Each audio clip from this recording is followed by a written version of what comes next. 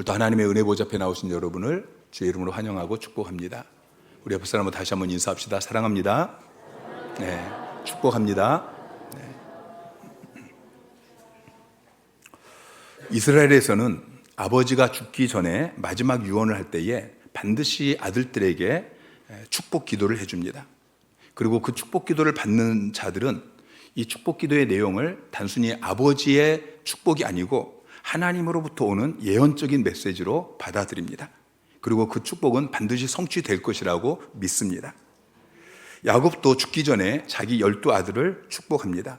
창세기 49장 1절부터 28절까지 12아들을 한 명씩 축복하는데, 그 중에서 오늘 본문은 야곱이 요셉을 축복하는 내용입니다.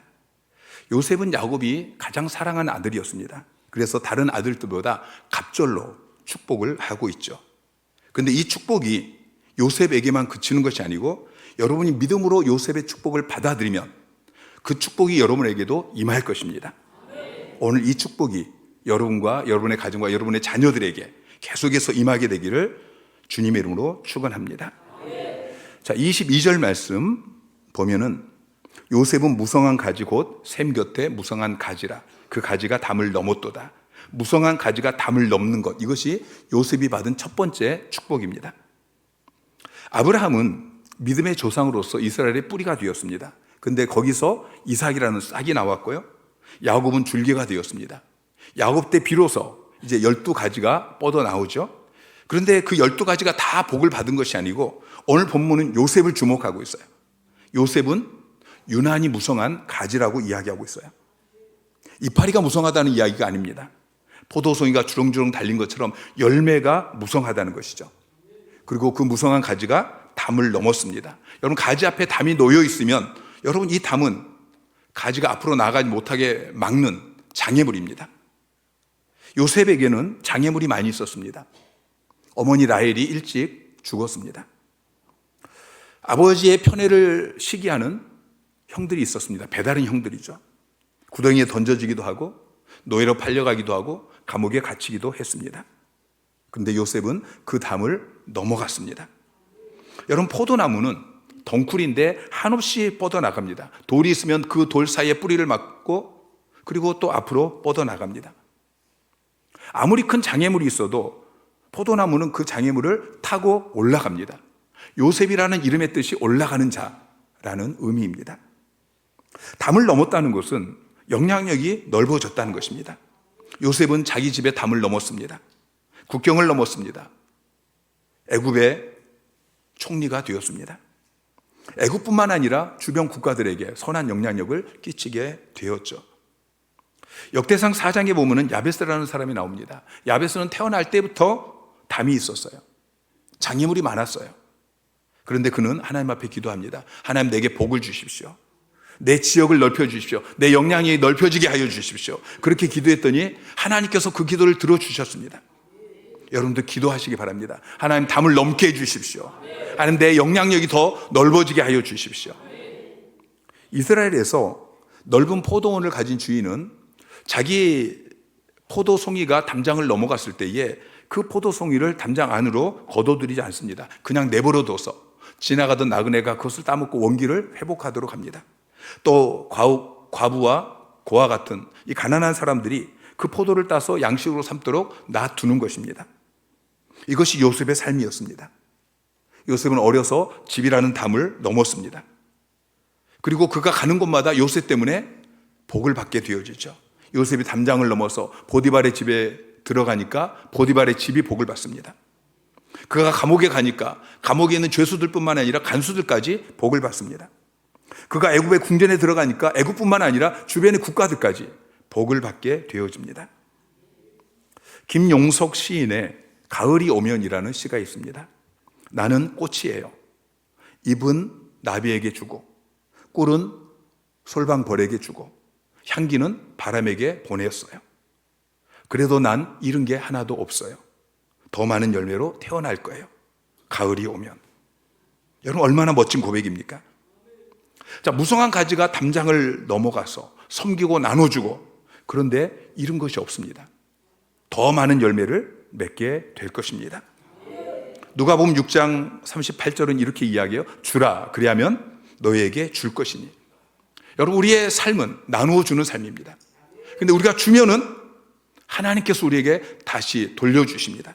하나님이 우리에게 돌려주실 때는 후이되어 누르고 흔들어 넘치도록 해서 우리에게 안겨주신다고 말씀하고 있습니다. 이것이 여러분의 삶이 되기를 주님의 이름으로 축원합니다. 한 필리핀 선교사님이 이런 이야기를 했습니다. 빈민촌 사람들이 가난을 세습하는 이유가 있다. 받는 데는 도사인데 주는 데는 백치다. 그리고 자녀들이 부모의 그 모습 그대로 본받기 때문에 가난이 계속 세습된다. 그렇게 이야기했어요. 여러분, 손을 움켜쥐지 마시기 바랍니다. 손을 펴십시오. 선한 영향력을 끼치시기 바랍니다. 여러분의 삶이 담을 넘는 축복된 삶이 되시기를 주님의 이름으로 축원합니다. 여러분 앞에 놓여 있는 담이 무엇입니까? 여러분 앞에 놓여 있는 담이 무엇이든지 그 장애물이 무너지기를 이 시간 주님의 이름으로 축원합니다. 여러분의 영향력이 넓어지기를 축원합니다. 집 안에만 있던 사람이 이제는 집의 담을 넘어서 영향력을 끼치게 되시기를 주님의 이름으로 축원합니다. 사업도 담을 넘어서 더 확장되어지고, 교회에서도 사역이 담을 넘어서 더 많은 영혼이 추수되어지고, 셀이 배가 번식되어지고 더 영향력 있게 되기를 주님의 이름으로 축원합니다. 2020년에 코로나 팬데믹이 시작되기 직전에 하나님께서 저에게 이 말씀을, 22절 이 말씀을 약속의 말씀으로 주셨습니다. 무성한 가지가 담을 넘는도다. 제가 이 말씀을 믿고 기도했더니 하나님께서 코로나 팬데믹 가운데 예배당을 건축하게 하셨습니다. 계속 담이 있었는데 하나님께서 그 담을 넘어가서 예배당을 건축하게 하셨습니다. 노예와 총회에서 일할 수 있도록 직책을 주셨습니다. 신학교에서 신학생들에게 강의하도록, 목회대학원에서 목회자들에게 강의할 수 있도록, 부흥집회, 세미나, 국내, 국외, 해외까지 그렇게 계속해서 영향력을 넓혀주셨습니다. 사회 컨퍼런스를 열게 하시고, 목회자 집중훈련을 하게 하시고, 그러면서 많은 교회들이 전도 소그룹을 시작하고, 새가족 학교를 시작하고, 제자대학을 시작하게 하셨습니다. 코로나 팬데믹이라는 그 장애물 속에 그 전에 영향력을 끼쳤던 사람도 그 영향력이 이제 축소되는데 하나님께서는 그 담을 넘어서서 영향력을 끼치게 하신 것입니다. 하나님께서 우리 하나교회 영향력을 계속해서 넓혀주고 계십니다. 하나님께서 우리 교회를 하나교회라는 담을 넘고 목포라는 이 지역의 담을 넘어서서 민족과 열방 가운데 선한 영향력을 끼치게 하십니다.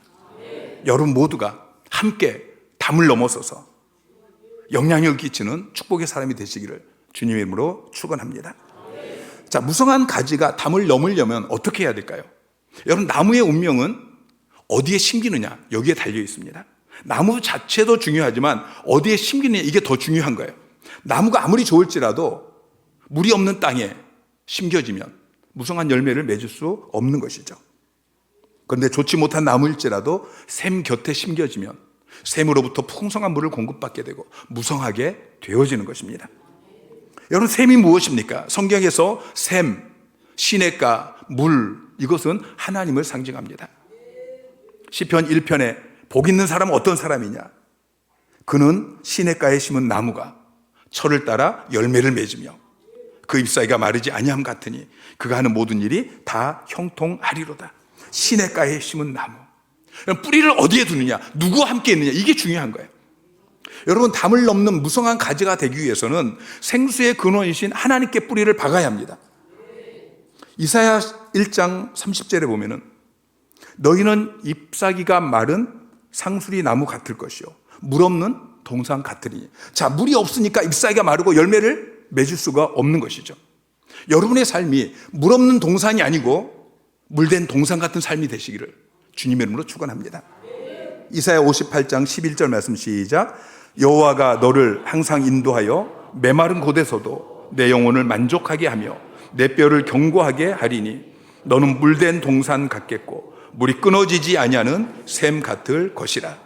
여러분의 삶이 물된 동산 같고 물이 끊어지지 않는 샘 같이 되시기를 다시 한번 주님의 이름으로 축원합니다.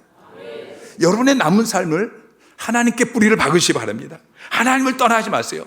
예배의 자리로 나가시고 기도의 자리로 나가시고 늘 하나님과 동행하는 삶을 사시기 바랍니다. 그렇게 하나님께 뿌리를 둘 때에, 생수의 근원이신 하나님께 뿌리를 둘 때에 여러분의 삶이 여호와는 나의 목자시니 내게 부족함이 없으리로다. 다윗의 고백 같은 삶이 되어질 수 있는 것입니다. 시냇가에 심은 나무가 철을 따라 열매를 맺는 것처럼 무성한 가지가 담을 넘는 그런 축복의 사람이 될 수 있는 것입니다.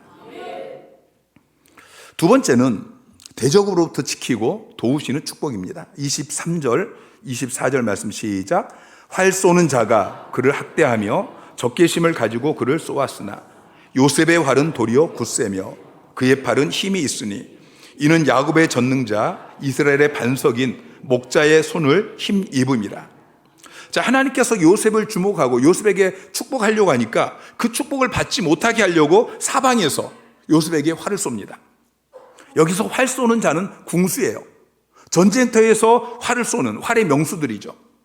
근데 성경은 요셉의 활이 도리어 굳세며, 굳세다는 말을 쉬운 성경은 더 잘 맞고 그렇게 번역하고 있어요. 요셉의 활이 더 잘 맞고 요셉의 팔이 더 힘이 세다 그렇게 이야기합니다. 왜 그렇죠?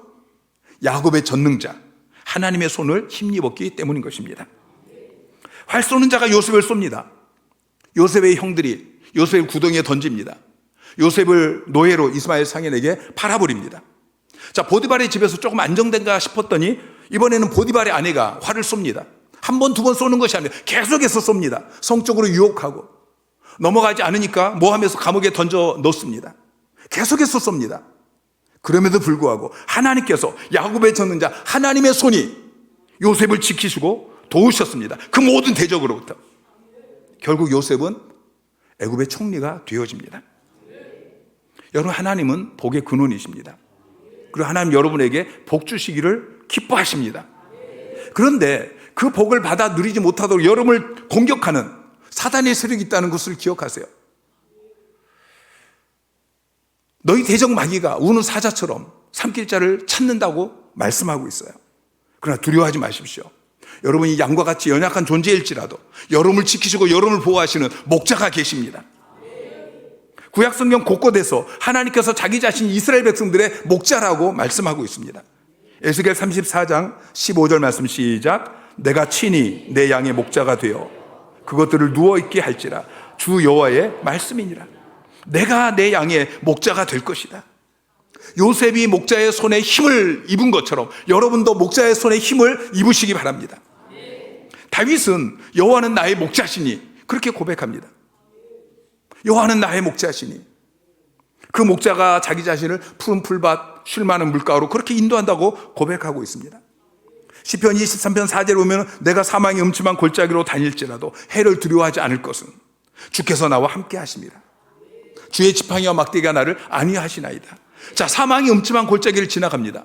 근데 해를 두려워하지 않는 이유가 무엇이죠? 하나님이 나와 함께 하시기 때문에. 나는 양과 같지만 양과 같은 나는 사망의 음침한 골짜기를 지나갈 때 어떤 해를 당할지 몰라요. 그러나 나의 목자이신 하나님이 나와 함께 하시면서 나를 안위하시기 때문에, 나를 보호하시기 때문에. 여러분, 내가 누구냐? 내가 무엇을 할 수 있냐? 이게 중요한 게 아니에요. 나와 함께 하시는 분이 누구이시냐?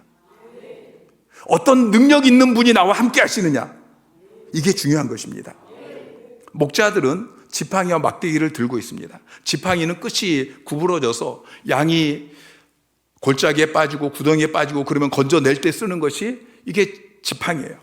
막대기는 곰이나 사자 같은 짐승이 양을 물어가려고 올 때에 쫓아낼 때 사용하는 도구가 막대기입니다. 전능하신 하나님께서 나의 목자가 되시고 지팡이와 막대기로 나를 보호하신다는 것입니다. 여러분이 하나님의 축복 안에 있다고 해서 여러분의 삶에 고난이 없고 시련이 없고 문제가 없는 게 아니에요. 여전히 우리의 삶에는 고난이 있어요. 문제가 있어요. 그런데 하나님께서 여러분과 함께 하시기 때문에 활 쏘는 자들이, 활의 명수들이 여러분에게 활을 쏠지라도 여러분의 활이 더 잘 맞게 되어지고 여러분의 손이 더 힘이 있는 줄을 믿으시기 바랍니다. 신명기 말씀은 가나안 땅에 들어가는 출애굽 2세대들에게 하나님께서 주시는 메시지입니다. 자, 신명기 28장 6절 7절 말씀 함께 읽겠습니다. 내가 들어와도 복을 받고 나가도 복을 받을 것이니라. 여호와께서 너를 대적하기 위해 일어난 적군들을 내 앞에서 패하게 하시리라. 그들이 한 길로 너를 치러 들어왔으나 내 앞에서 7길로 도망가리라. 자, 신명기 28장 1절부터 쭉 보면은 너가 들어가도 복을 받고 나가도 복을 받는 이것만 이야기하는 것이 아니고 그 뒤에 너를 대적하는 자가 있다라고 이야기하고 있어요. 너를 대적하기 위해서 일어난 적군이 있어요. 그런데 그들을 두려워할 필요가 없죠. 왜 그렇습니까? 하나님께서 그 적군들을 패하게 하십니다. 자, 이스라엘 백성들이 가나안 땅에 들어가기 위해서는 전쟁을 치러야 됩니다. 자, 그들이 전쟁을 치러야 될 대적들에 대해서 신명기 9장 1절 2절 말씀은 이렇게 이야기하고 있어요. 이스라엘에 들으라. 내가 오늘 요단을 건너 너보다 강대한 나라들로 들어가서 그곳을 차지하리니 그 성읍들은 크고 성벽들은 하늘에 닿았으며 크고 많은 백성은 내가 아는 아낙 자손이라. 자, 이스라엘 백성들이 가나안에서 싸워야 되는 대적은 강대한 나라들이에요. 여리고 성 같은 그런 크고 견고한 그 성벽이 하늘에 닿은 것처럼 그런 아낙 자손 거인 족속들이에요. 여러분 얼마나 두렵겠습니까? 그런데 그 전쟁에서 하나님께서 적들을 패하게 해주시겠다고 약속하고 계셔요. 신명기 33장 26절 27절 말씀 시작. 여수르니여 하나님 같은 이가 없도다. 그가 너를 도우시려고 하늘을 타고 궁창에서 위엄을 나타내시는도다. 영원하신 하나님이 내 처소가 되시니 그의 영원하신 팔이 내 아래 있도다. 그가 내 앞에서 대적을 쫓으시며 멸하시라 하시도다. 자, 여수르는 하나님께서 이스라엘 백성들을 부르는 별명이에요. 자, 이스라엘 백성들이 가나안 땅에 들어가서 전쟁을 할 때에 하나님께서 나타나셔서 도우실 것이라고 말씀하고 있어요. 자, 하나님께서 어떻게 나타나신다고 말씀하고 있습니까? 하나님께서 너를 도우시기 위해서 하늘을 타고 궁창에서 하늘에서 위엄을 나타내신다고 말씀하고 있어요.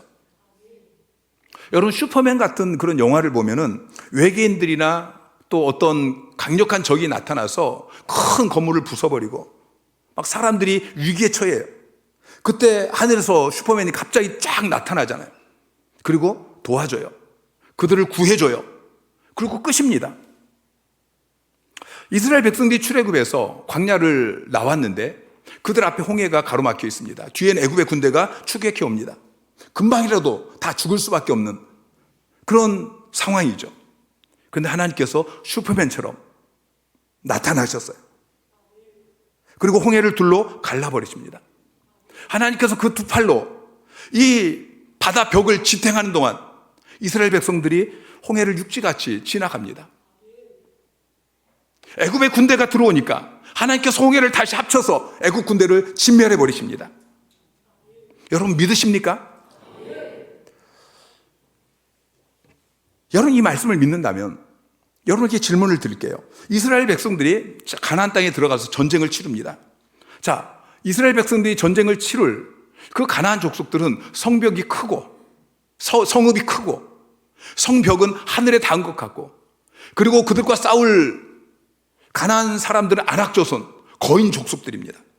그들 앞에 이스라엘 백성들은 메뚜기 같다라고 그들 자신이 이야기하고 있어요. 여러분 그런데 여러분 슈퍼맨이 나타나서 도와주면 이길 수 있을까요? 없을까요? 왜 대답이 이렇게 시원치 않아요? 여러분 그 상황 속에서 지금 메뚜기 같은 이스라엘 백성들이 아낙 자손 그 가나안 족속들하고 싸울 때에 슈퍼맨이 나타나서 도와주면은 여러분 이길 수 있어요? 이길 수 없어요? 이길 수 있죠. 자, 그러면 다시 한번 질문을 드릴게요. 여러분 슈퍼맨이 더 셀까요? 하나님이 더 셀까요? 여러분 하나님이 슈퍼맨보다 더 세다고 여러분 정말 믿으십니까? 그 하나님이 지금도 살아계시고 역사하신다고 여러분 믿으십니까?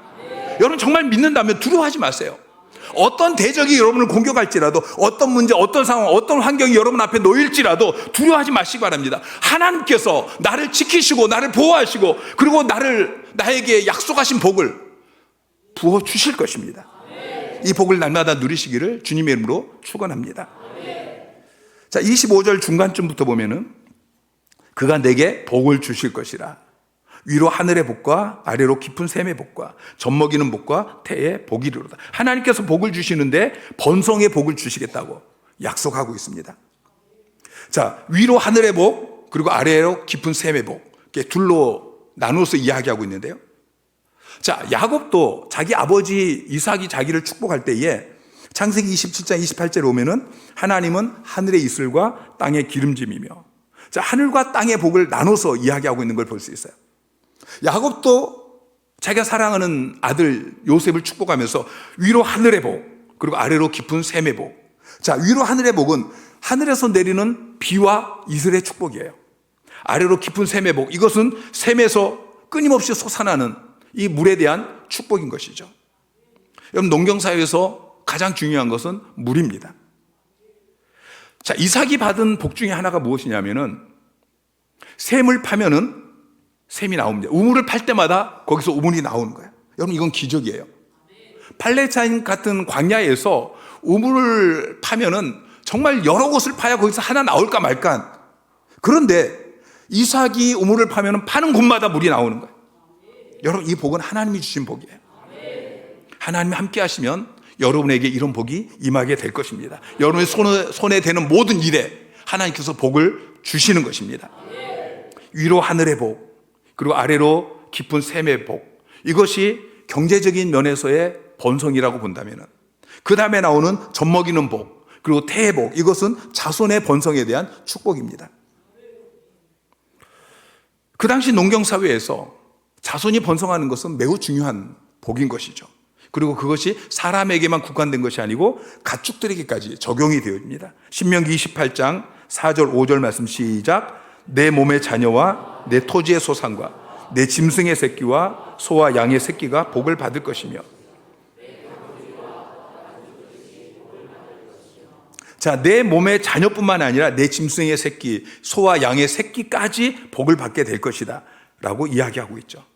여러분 모두에게 위로 하늘에서 내리는 복, 또 아래로 깊은 샘의 복이 임하게 되기를 주님의 이름으로 축원합니다.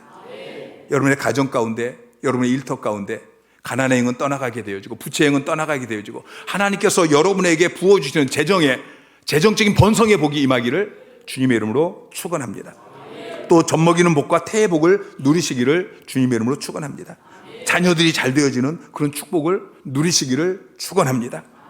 특별히 영적 가문이 배가 번식하는 그런 축복을 누리시기 바랍니다. 전도 소그룹마다 VIP들이 몰려오게 되어지고 세일마다 배가 번성하게 되어지고 또 여러분 주일학교 청소년부, 소년부, 유아부 맡겨진 반이 계속해서 부흥하는 역사가 일어나기를 주님의 이름으로 축원합니다. 자, 26절은 요셉이 받은 복의 크기에 대해서 이야기하고 있어요. 내 아버지의 축복이 내 선조의 축복보다 나아서 영원한 산이 한없음 같이 이 축복이 요셉의 머리로 돌아오며 그 형제 중 뛰어난 자의 정수리로 돌아오리로다. 내 아버지의 축복, 내 아버지 야곱이 지금 요셉 너에게 하는 이 축복이 내 선조의 축복보다, 아브라함이 이삭에게 축복하고 이삭이 야곱에게 축복했던 그것보다 더 나아서 요셉이 그들보다 더 복을 받게 될 것이다 라고 축복하고 있는 거예요. 하나님께서 아브라함에게 복을 주셨습니다. 내가 너에게 복을 주어서 너가 큰 민족을 이루고 내 이름이 창대하게 되어지고 내가 복의 통로가 되어져서 땅의 모든 족속이 너를 통해 복을 받게 될 것이다.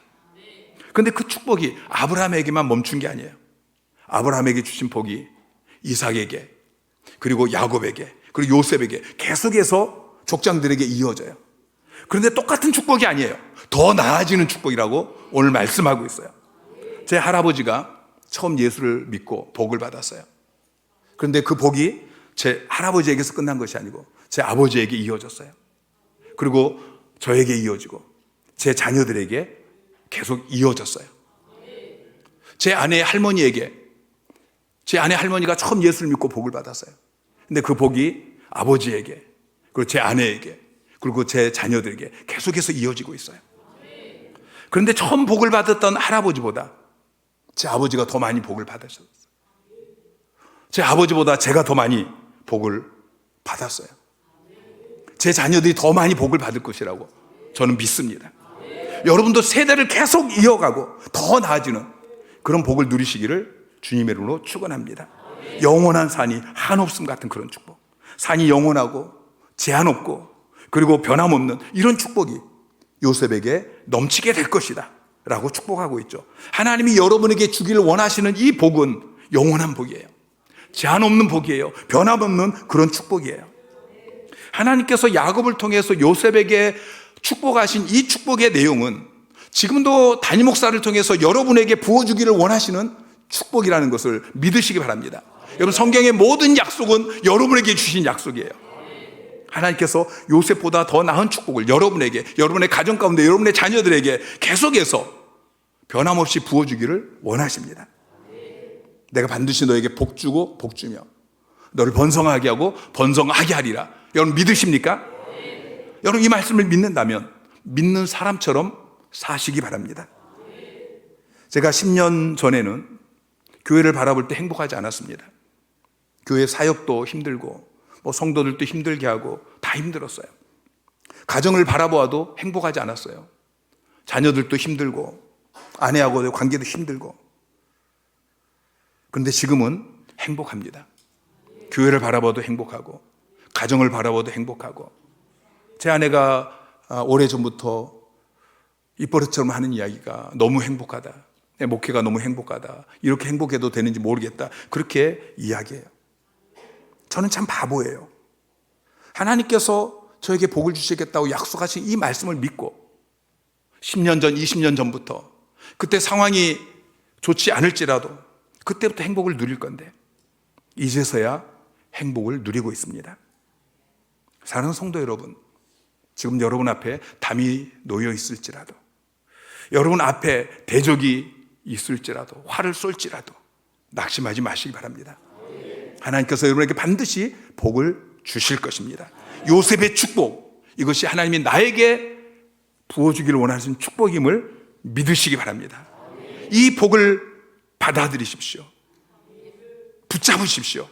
하나님을 바라보십시오. 부르짖어 기도하십시오. 무성한 가지가 담을 넘는 이 축복을 누리시기 바랍니다. 대적으로부터 지키시고 보호하시는 이 축복을 누리시기 바랍니다. 위로 하늘의 복과 아래 깊은 샘의 복, 젖먹이는 복과 태의 복을 누리시기를 주님의 이름으로 축복합니다.